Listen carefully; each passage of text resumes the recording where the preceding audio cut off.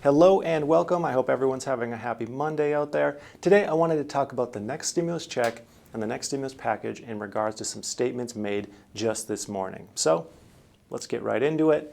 Senior White House advisor Kevin Hassett had some comments regarding, you guessed it, the next stimulus check and the next stimulus package just this morning as a reaction to the unemployment numbers that came out last week.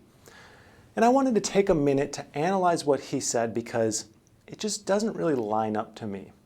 So let's break down the unemployment number truth and what that means for a second stimulus.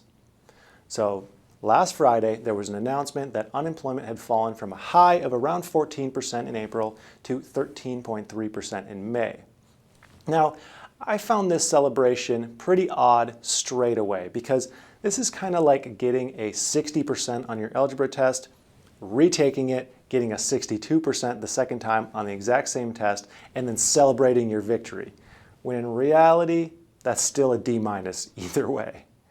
So then on top of this, not only did it not make sense with that 13.3% figure, these numbers were proven to not even be quite correct. They should have been around 3% higher at around 16.6% unemployment in May due to the fact that laid off workers were not being counted in the original numbers. So looking at it, we actually had an increase in unemployment from April to May, right? Well, wrong. It turns out that April's numbers were also reported incorrectly and should have been reported at around 19% if we're calculating things the exact same way.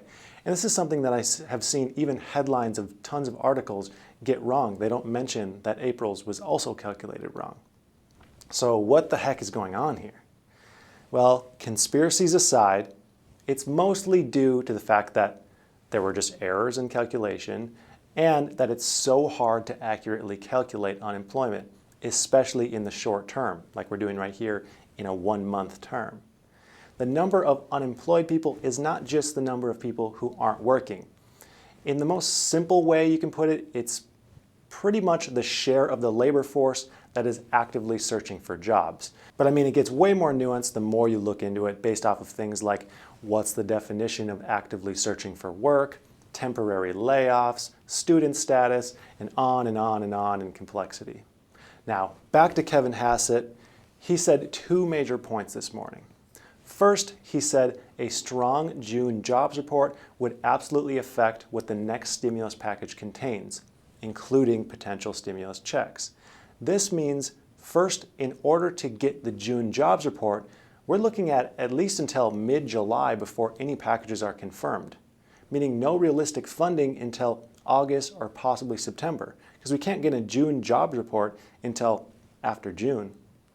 And then second, this comment says that they're using figures that have shown to be unreliable, and not only that, awful. 16% unemployment is not a strong job report. Heck, I mean, even 13% is terrible. But 16% unemployment means that for about 1 out of every 6 people in the workforce, that one person is looking for and failing to find a new job. That sounds to me like a cause to help people as quick as humanly possible. But, I mean, that's just my opinion. And then Hassett's second major point this morning was that the odds of a second stimulus package are near 100%. I mean, this comment doesn't come as a huge surprise to me. We already know that the House majority wants another stimulus package.